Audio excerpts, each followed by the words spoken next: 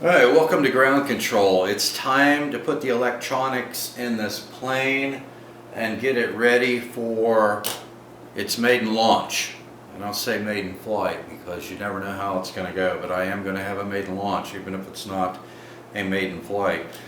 Alright, I decided to go with a little lighter setup on this plane, and unfortunately I'm going to be using my alternate power system for the maiden launch and the first few flights until I can, let me see, the motor that I want to use is the Racerstar 2216 1400 kV. It's a nice torquey motor, and the prop that I'm going to be using on it is a TGS 9x3.8 prop. And with that setup, it gives me 955 grams of thrust. The alternate power system that I'm going to be putting in it, and I'll tell you why, is a 2212 1800 kV Racerstar BR 2212 1800 kV. The 2216 is a multi-rotor motor, so the prop mounts very close to the top of the bell housing of this motor. The weight difference between this motor, the 2212 1400 kV, and the 2216 1400 kV with the TGS 9x3.8 prop, and this one is going to be spinning a JXF 8x4. It's one of those high efficiency sport props. The difference in weight with the bigger motor and the larger prop is only 10 grams. The motor, the 1800 kV 2212 spinning an 8x4 prop, gives me 1083 grams of thrust. But there's quite a bit of difference in the amount of amps draw because this motor is not as torquey as this one is. Even though it's spinning a smaller prop, I still have more motor testing I want to do with this. I want to get some additional props to test on this. I'm thinking that maybe a 10x4 or a 10x3 are going to be the sweet spot for that motor, and a 10-inch prop will definitely work on this because it's a 43.3-inch wingspan. But the difference in amps, this motor will give me a 1.4, I'm estimating, with what I think my all-up weight is going to be, will give me a 1.4 to 1 thrust-to-weight ratio. This motor will give me a 1.6 to 1 thrust-to-weight ratio. Significant amount of power any way you look at it, but with the torquier 2216 motor, at full throttle, I'm pulling 34% fewer amps than the 2212, and at 50% throttle, I'm pulling 30% fewer amps. So it's a little bit of a trade-off between a 1.4 to 1, a 1.6 to 1 thrust-to-weight ratio, but that's going to create a significant difference in the amount of flight time that you're going to get. And I'm going to be using a 1300 milliamp hour 40C LiPo in this plane, and the reason I decided to go with the lighter weight setup is with a 2200 milliamp LiPo in this plane, there's just no room. You know, the 2200 milliamp LiPo is so long, and I will be posting reviews on all these motors once I get the testing completed on the 2216, and I also have a BR 2208 1800 kV motor I'm going to be testing. So once I get all that complete, I'll do a separate review of these motors and let you know where I think they all fit in. Now on to some tips for the plane. I would suggest that the first thing you do in putting your electronics in this plane is putting in your rudder and your elevator servos first. Now I'm using 12-gram digital Metal Gear servos on this plane. And one thing I noticed when I seated my servo into the cutout here is that the servo is deeper than the hole. So I had to I took some Adams Ready board, 5mm thick board, remove the paper from the top and the bottom, and cut it to length and to width to basically fill in those cavities for these tabs, so that so when I seated the servo, it's not bottoming out against the foam inside. And the tail is so thin there, I didn't want to cut away any foam to make that fit.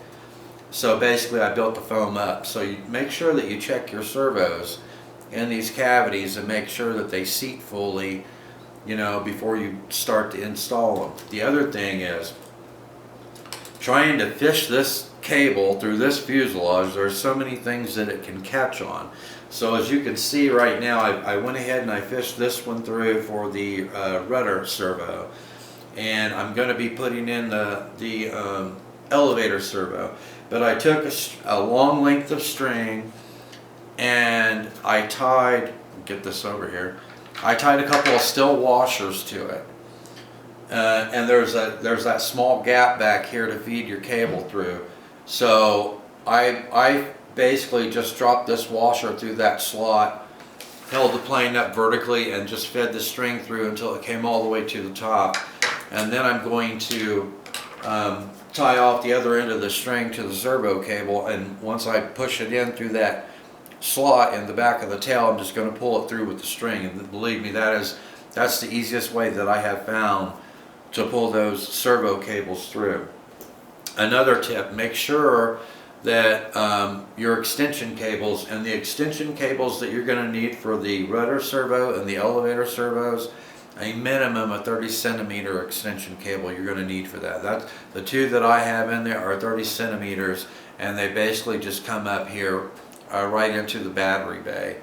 So I would rather have had something around 34 centimeters, but I had to work with what I had on hand, which were 30 centimeter extension cables, and that is the shortest that I would want to work with. If you can get 34, 35, 40 centimeter cables, even though you're going to have some additional cable to tuck in, I would go ahead and do that. It'll make it easier. Make sure that on your extension cables on both ends that you label it. So these are going on my ailerons. So I've got it labeled LA for left aileron, RA for right aileron. I mark both ends, the one going into the receiver and the one that's extending the servo cable from the servo itself, just in case I need to identify it outside the fuselage. So just label everything. I just used painter's tape and a Sharpie and labeled everything. I've got my throttle cable labeled, my rudder and elevator cables labeled, so that when I'm working inside here connecting everything up to the receiver, there's absolutely no confusion as to what cable goes to what servo or to the ESC. So don't forget to do that.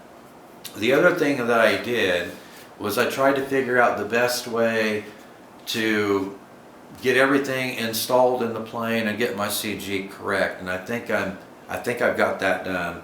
The battery is going to go all the way forward.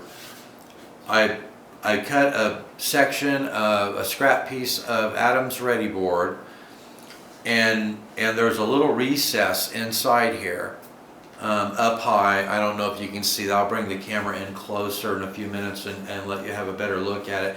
But I basically created a little foam shelf up there with a piece of Velcro, and that shelf is going to hold my receiver, and then my speed controller is going to go underneath that shelf, and I've got a piece of Velcro back there to hold it in place, and then in the front I've got a piece of Velcro in to secure the battery. And this 1300 milliamp battery, it's a nice snug fit inside this cavity. It's up to you how you want to mount it. You can mount it on edge if you want to do it that way, or you can mount it flat in, and that's the way I'm going to mount it, because then it gives me room for my discharge cable to tuck in underneath the access hatch for the canopy. But that is the way that I'm doing it. It's made it much easier for me, especially having this little shelf up here to keep the receiver and the speed controller separated, and also to keep the cables nice and neat inside there and provide plenty of space for the battery. The reason that I'm not using the 2216 right now is that it's too short, because the prop butts right up against the top of the bell housing. I can't clear the cowling with the prop, so I'm going to have to get some hardware and extend the motor mount so that I can get the front of this motor out past the cowling, so I have some space between the cowling and the prop. But as soon as I can get that done, this is the motor that I'm going to be using as my primary motor for this plane. It's going to be, like I said, around somewhere between a 1.4 to 1.5 thrust to weight ratio, but I think that's going to be plenty. And I love the torque of this motor. It uses so few amps. It's going to give you really good flight time. So this is the motor that I'm using. Okay, a couple of other things I wanted to show you. Let me bring this. Ooh, almost pulled my string through. Let me pull this in real quick so that you can see the little shelf that I've got inside there. Velcro for the receiver, Velcro for the speed controller, Velcro for the battery. On my linkage stops, I wanted to get good mechanical advantage, so I drilled out the second from the top hole on the control horns and installed the linkage stops.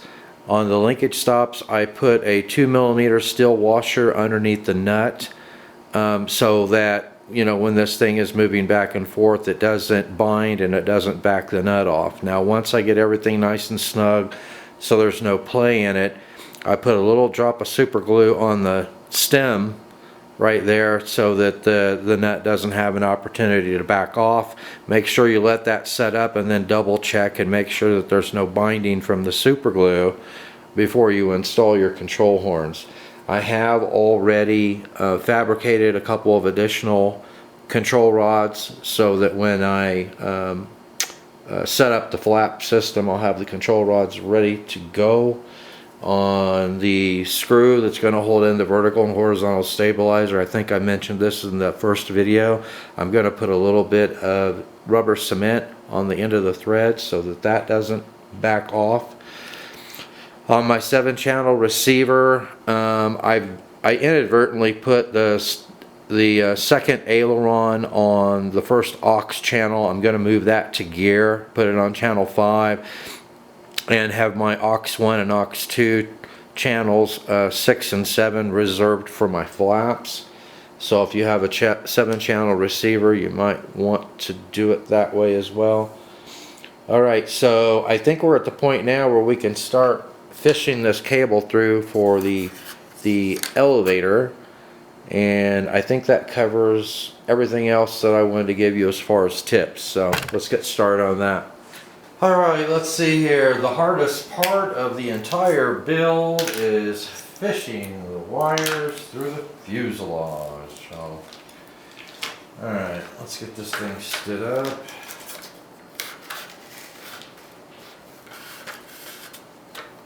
And let's see if we can get it started. There we go.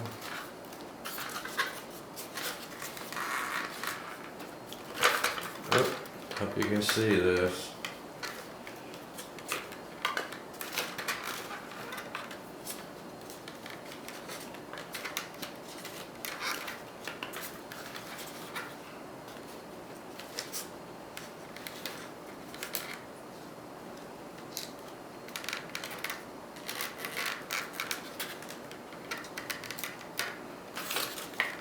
Make sure that you don't snag your wire when you get down toward the end. Go ahead and put a little pressure on it to pull it in.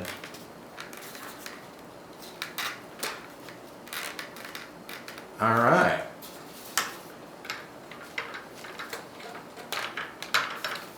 Easy as cake, piece of pie. Alright, so, and you can see that's how far my 30cm extension cable goes, right there. So I can just get to them and plug them into the back of the receiver. But yeah, that's kind of a pain. It would definitely be a lot easier with longer extension cables.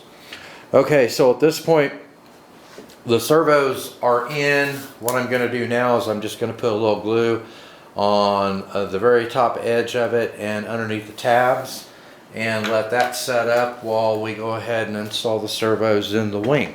Okay, so installing the servos in the main wing, I have once again labeled the ends of my connectors LA for left aileron, RA for right aileron.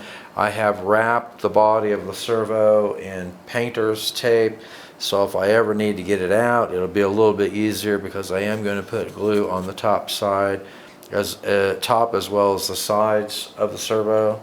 And the glue that I'm using is foam cure.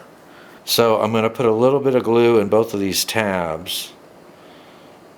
I think that'll be a little easier to get out later on if I need to with the tabs, but definitely not on the side that you can't see. Alright, so a little bit of glue.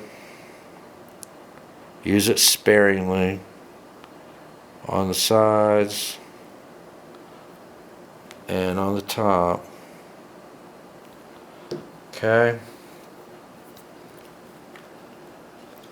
And you're going to need to, feed in your wire at the same time. And I did, and this glue works like a contact glue, so you want to put it in place and then lift it out for about 10 or 15 seconds, give the solvent a little bit of time to evaporate, and then put it back in, and that should be good to go. So I had to take a utility knife and cut through the decals. The decals were not cut where the channel is to put your wires in place. So I'm going to just feed the wire into the slot. I'll double check my servo again as soon as I get this done. And then what I'm going to do is just cut a thin strip of packing tape, and I'm going to put packing tape across here to hold in the servo wire. Now when you get to your extension cable here, what I'm going to do is I'm just going to lay it flat and then put a piece of tape across it. If you want to, you could carve out the foam and have it flush with the rest of the wing, but I don't think I'm going to do that. I think I'm just going to leave it flush like this and then put a little bit of tape over the top of it so it doesn't move around. Okay, so that one is in place. We're going to do the same thing to the other side. Okay, so now once I get the tape in place to hold these wires so that they don't move, double check your servo, make sure it's seated okay again. Make sure you remove any excess glue. Okay. Alright, that looks pretty good. Servos are seated, our wires are in. Okay, so I'm going to go ahead and cut some packing tape to secure these wires and these connectors. And then what I'm going to do is I'm going to band these two together, and that's another reason you want to label them.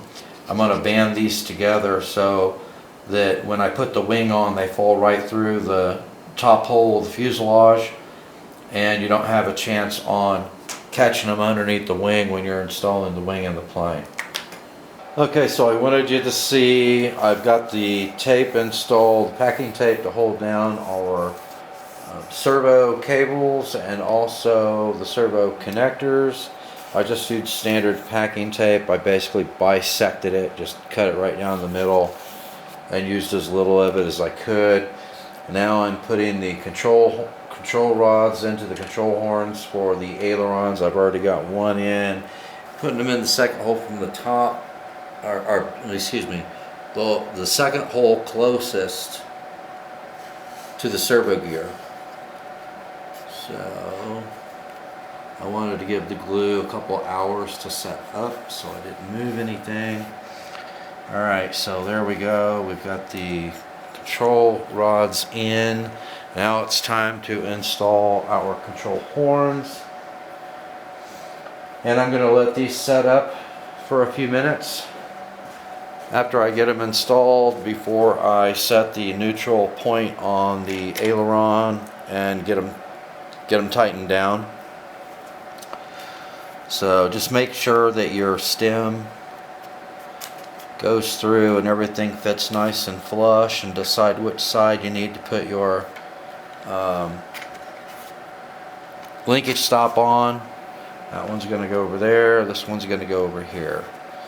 So we want our linkage stops, I think, on the outside. That'll give us the least amount of angle from the servo control arm. So what I'm going to do is I'm going to go ahead and slide these through the linkage stops and have them in place ready to adjust after the control horn's set up. Use a little bit of glue. I'm going to put just a little bit of glue on the top of the stem and underneath the square piece that goes, the saddle piece. And then I'll put the clip on the back side. And then I will do the other side exactly the same way. It doesn't take a lot of glue. And those clips hold the stem fairly well from the other side. So use your glue sparingly.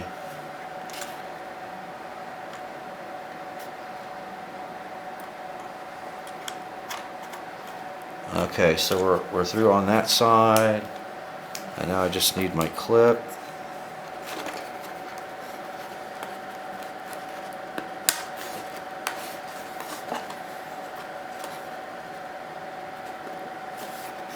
Okay, and just make sure that you remove any excess glue. So once the control horn sets up, we will be ready to set our neutral point on our ailerons. Now I'm going to go ahead and do the other side. Okay, we're going to do the same thing with our elevator control horn.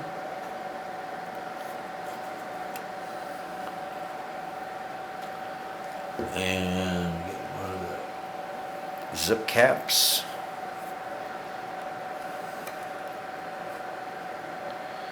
Just a little bit of glue on the stem. That side. That side.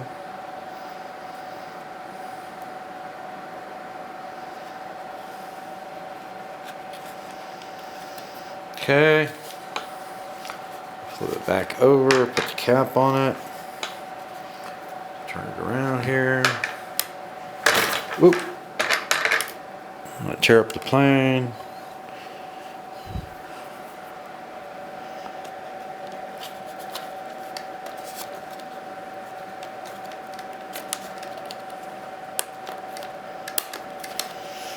And once you put the cap on, just check the control horn and just make sure that it's nice and snug, and that one is. Okay, now just making sure everything was fitting okay. Now put a little glue on the rudder control horn, both sides, just a little. That's good. Slide our rod through the linkage stop. Get it pointed the right direction. Okay.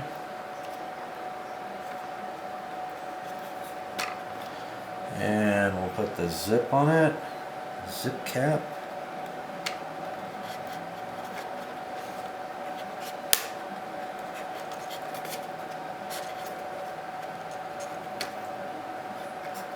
Let's see.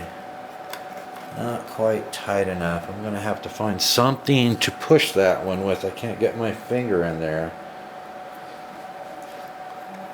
I think that will work.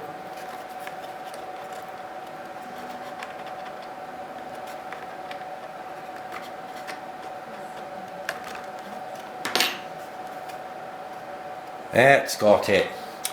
So on the rudder control horn, when you're putting your zip cap, your lock cap on top of it from the other side, it's going to help to have a little wrench handy to push on it from the other side, because I could not get my fingers inside there. Alright, so our servos are in, our control horns are in.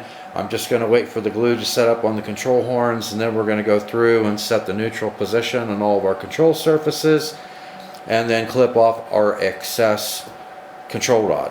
Okay, so I've got my ESC in there now. I've got my receiver set on the little shelf.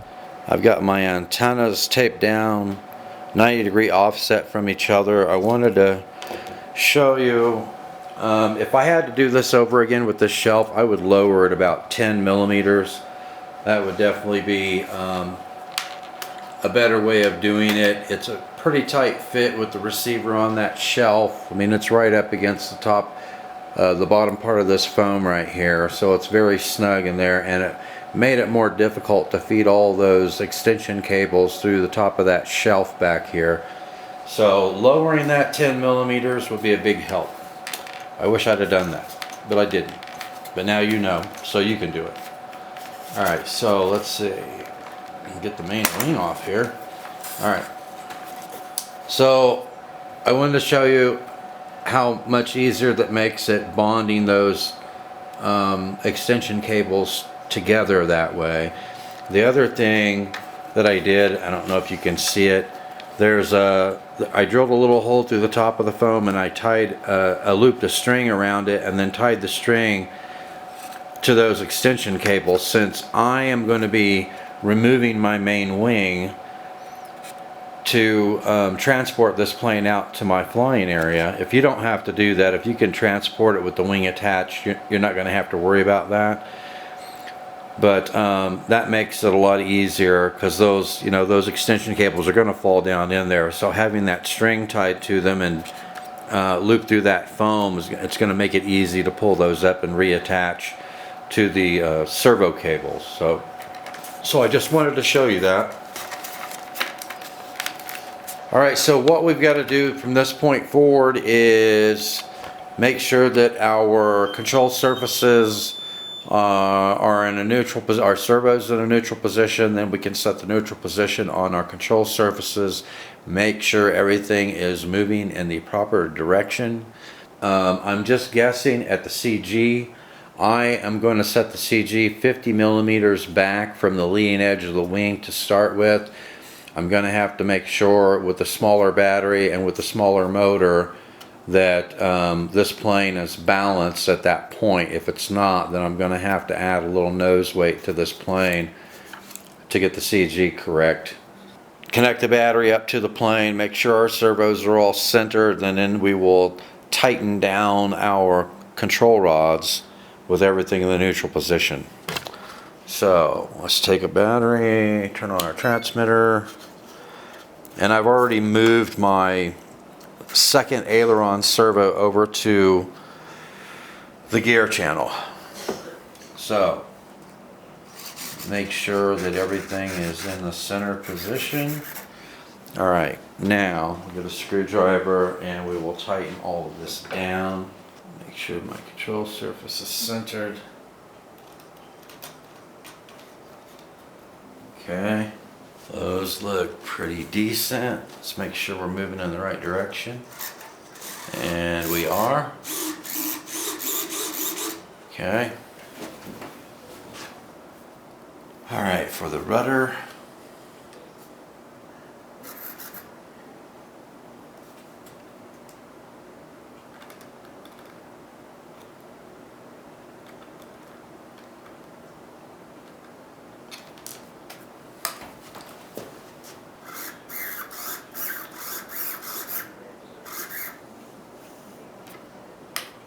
Okay.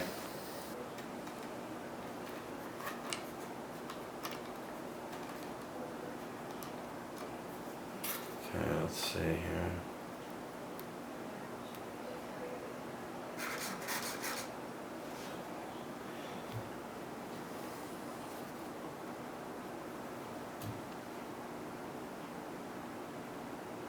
Sorry, my head's in the way.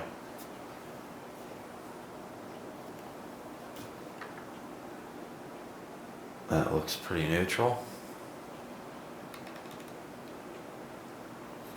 Alright.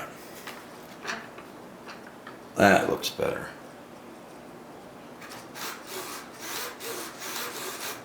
Okay, so it looks like all of our control surfaces are moving in the proper direction. I've got them all pretty well in a neutral position. Alright. Alright, so now we'll attach the motor and make sure we're spinning in the right direction. Okay, so the motor is going to need a cross mount to go on the motor mount on the plane. So if you don't have a cross mount, you're either going to need to get one, or you're going to need to fabricate one. Alright, I'm going to bring the leads for the motor right through the little bottom of the little air scoop in there. We're going to have some additional, we're going to have plenty of wire in there, so I'll tie that up once we get it installed.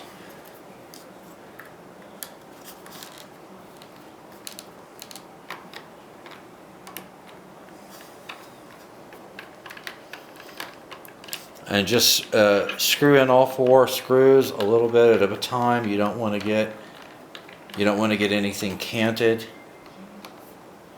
and you don't want to create a bunch of resistance on one side or the other.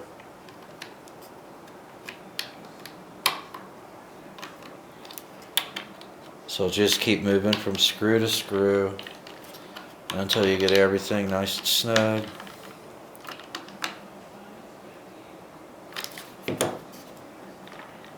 Alright, that feels nice and snug. So now let's connect our ESC to the motor and make sure that we have everything spinning in the right direction. If not, it's a simple fix. We just switch position with 2 of the 3 wires. Yeah, I think we'll be able to get that out of the way for the most part. Alright, so turn the transmitter back on. Make sure our safety switch is engaged for the throttle.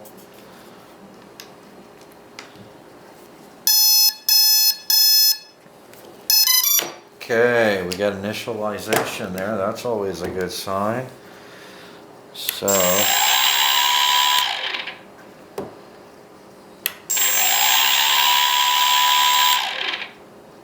okay, we're spinning in the wrong direction, and I'm going to have to program it with the high and low end of the throttle. So I'm going to move 2 of these wires. Okay, let's hook the battery back up and make sure we're going in the right direction.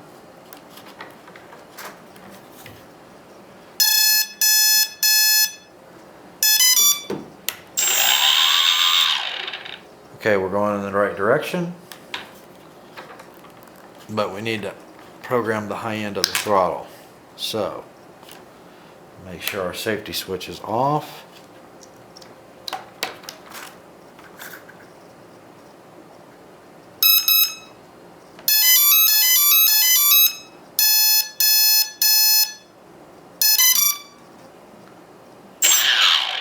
Oh, that's better. Okay, so now we're at bottom throttle, nothing's moving.